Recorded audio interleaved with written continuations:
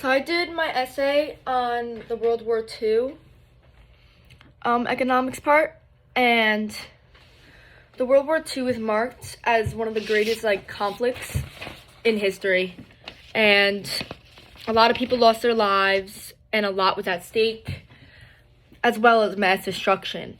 And more than 4 trillion in today's American dollars were used in this war.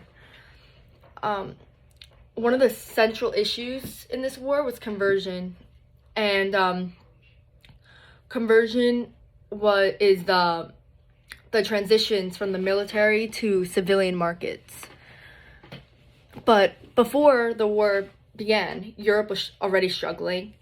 Their economy was very poor, and they were having bank failures due to the First World War.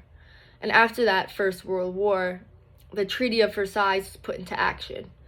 And the Treaty of Versailles, the main goal of the Treaty of Versailles was to prevent another world war from happening. And obviously it didn't work, and Germany didn't agree with the terms because their country lost a lot. By 1930, the Great Depression occurred, and Germany promised their country that they would be revitalized due to their loss in territory and their loss in money.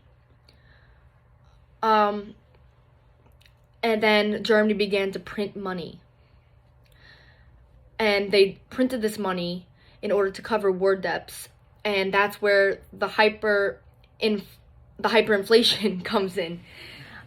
Because they printed so much money, their inflation rose a lot.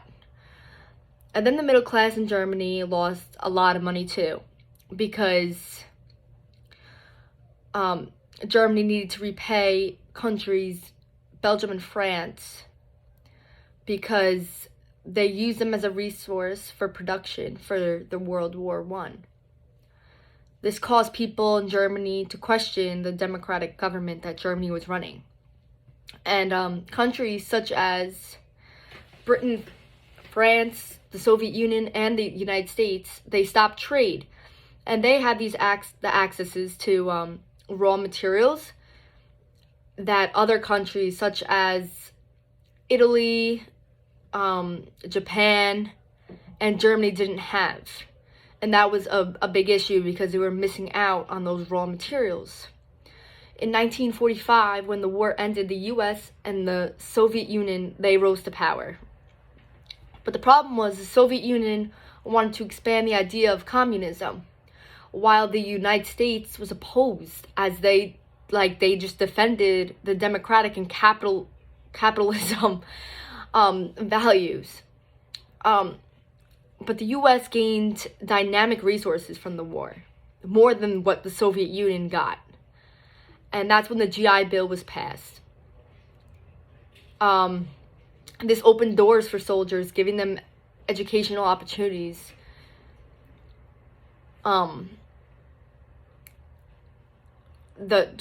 U.S., they were just the best coming out of this war.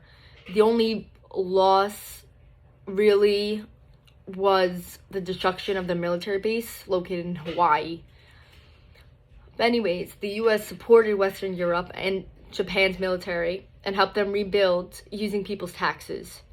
So they taxed the people in the United States, and they used that to help Japan and Western Europe. And they did this because they have similar views in defending the democracy and the capitalism. During the World War, the U.S. made 17 million new jobs for people, and that caused productivity to increase by 96%.